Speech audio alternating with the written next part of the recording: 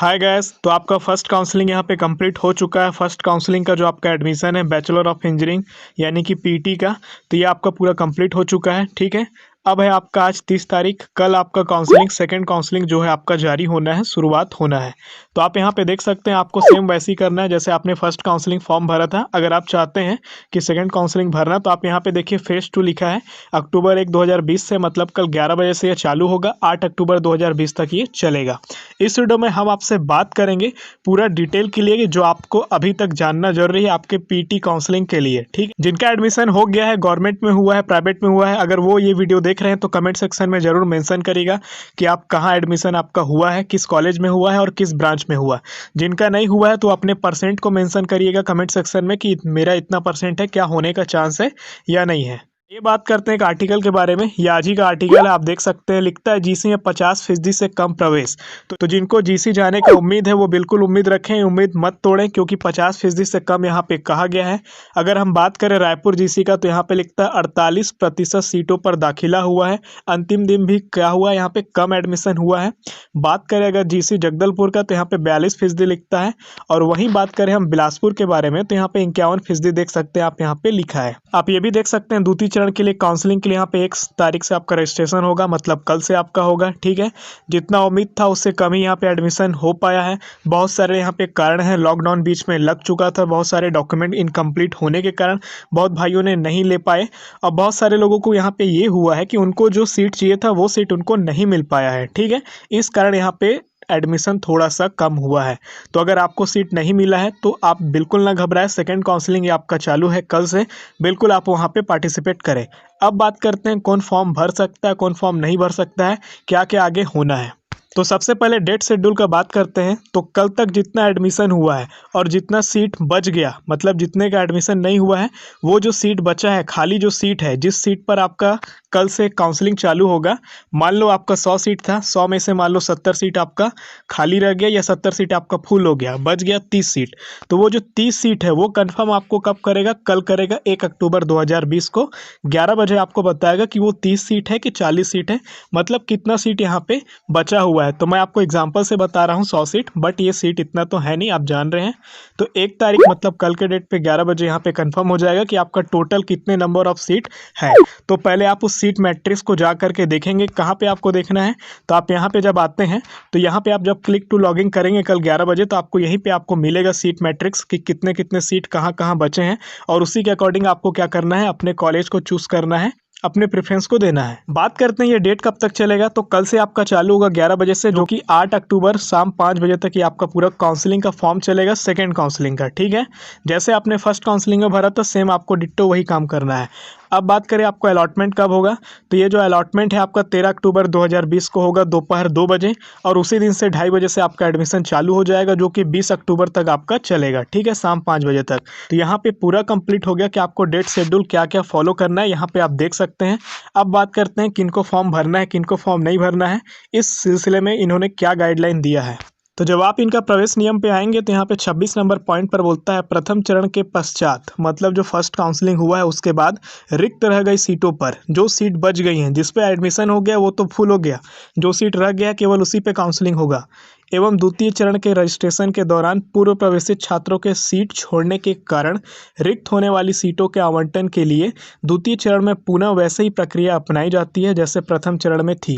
तो यहाँ पे बताया गया है कि सेम वही प्रोसेस रहेगा जैसा फर्स्ट काउंसलिंग में था, वैसे ही सेकंड रहेगा। 4 यहाँ पे पॉइंट दिया हुआ है, इस 4 पॉइंट में स्टूडेंट को 4 भाग में बांटा है। आइए हम पहले पॉइंट को भी देख लेते हैं। पहला पॉइंट बोलता है, ऐसे अभ्यर्थी जो प्रथम चरण में आवंटन के पश्चात संस्था में प्रवेश ले चुके हैं, मतलब जिनको फर्स्ट काउंसलिंग में सीट मिला है और वो एडमिशन भी करा लिए, चाहे वो गवर्नमेंट में कराए चाहे वो प्राइवेट में कराए, किसी भी वो कॉलेज में अगर एडमिशन करा लिए, तो उनके लिए ये क्या कहता है पॉइंट, लिखता है ऐसे कैंडिडेट जिन्हें प्रथम चरण में आवंटित सीट पर प्रवेश ले लिया है एवं प्रवेशित सीट से वो संतुष्ट है। अगर वो सेटिस्फाई है कि मेरे को जो सीट चाहिए या हमने जो सीट लिया है वो सीट सही है, अब हमको कुछ नहीं करना है, तो यहाँ पे इनके लिए है, उन्हें द्वितीय चरण में भाग नहीं लेना है, मतलब आपको सेकंड काउंसलिंग नहीं डालना है। आप सेटिस्फाई हो अपने सीट से तो बिल्कुल आपको यहाँ पे टेंशन नहीं लेना है। अब आपका डायरेक्ट एडमिशन होगा, उसके बाद आपका जब भी क्लास चालू होगा 1 नवंबर से आपका यूजीसी के गाइडलाइन के अकॉर्डिंग आपका क्लास चालू होना है। ऑनलाइन होगा या ऑफलाइन जो भी होगा आपको पता चलेगा बाद में, उस हिसाब से आपको काम करना है। अब बात करें जो सेटिस्फाई नहीं हुए हैं, ऐसे अभ्यर्थी यदि अपनी पूर्व आवंटित सीट बदलना चाहते हैं, मतलब यहाँ पे जो इनको सीट मिला है, ठीक है, तो उन्हें इसकी अनुमति, आप सीट बदल सकते हैं, लेकिन कंडीशन है, परंतु उन्हें भी द्वितीय चरण में पुनः नियम अनुसार ऑनलाइन पंजीयन आवेदन करना होगा।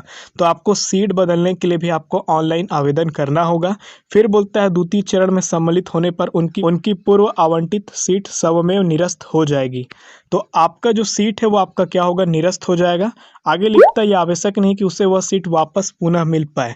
तो यहाँ पे ये भी कहा गया है कि वो सीट आपको वापस से मिल पाएगा या नहीं मिल पाएगा, ये आपको कोई गारंटी नहीं है। तो यहाँ पे आपका क्लियर हो गया होगा पहला पॉइंट।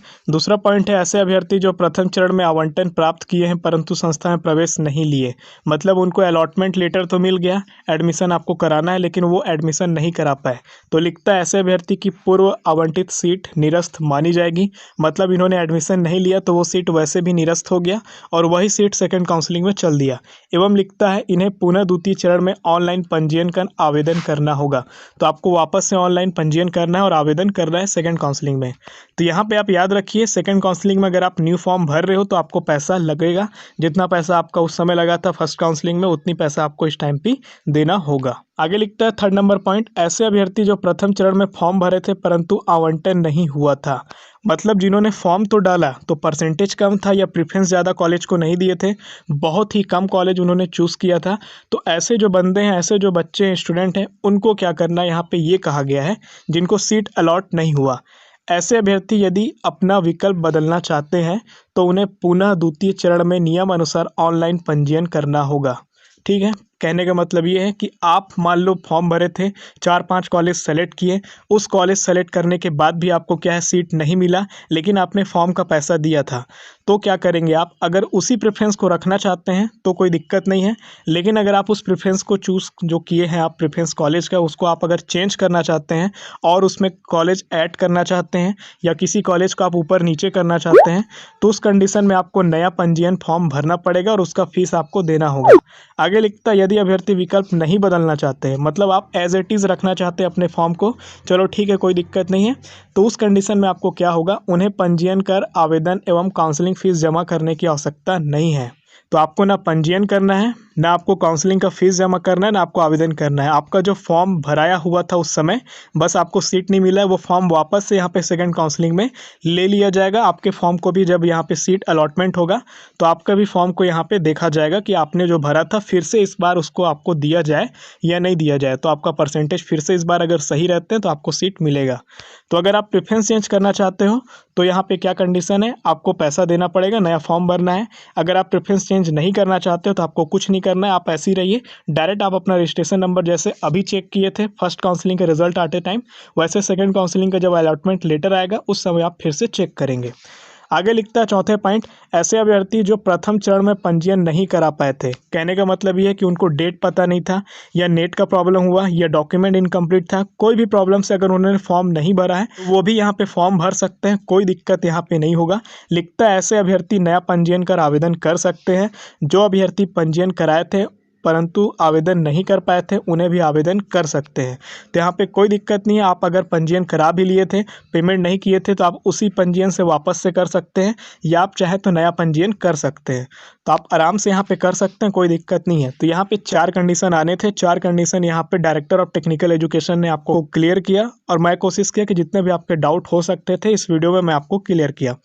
फॉर्म आपको कैसे भरना है सेकंड काउंसलिंग के लिए भी, तो सेम आपको फर्स्ट काउंसलिंग के लिए भरना है। मैं आई बटन पे आपको लिंक दे दूंगा कैसे आपको फॉर्म फिलअप करना है, पेमेंट कैसे करना है। ठीक है, फिर भी अगर आपको कोई डाउट आता है तो कमेंट सेक्शन पर जरूर मेंशन करिएगा। अगर आपका कमेंट अगर नीचे चल जाता है, आपका रिप्लाई टाइम पे नहीं मिल पाता है, तो आप इंस्टाग्राम में हमारे आ जाइएगा, मैं आपको वहाँ पर ज़रूर आंसर करूँगा। वीडियो अगर आपको थोड़ा सा भी नॉलेजेबल लगा हो तो वीडियो को लाइक करिएगा, चैनल पर नए हैं तो सब्सक्राइब करिएगा। अगर आप हमारे साथ इंस्टाग्राम में जुड़ना चाहते हैं तो आप हमें वहां पे फॉलो कर सकते हैं। मिलते हैं किसी नए वीडियो में, तब तक के लिए आप अपना ख्याल रखें।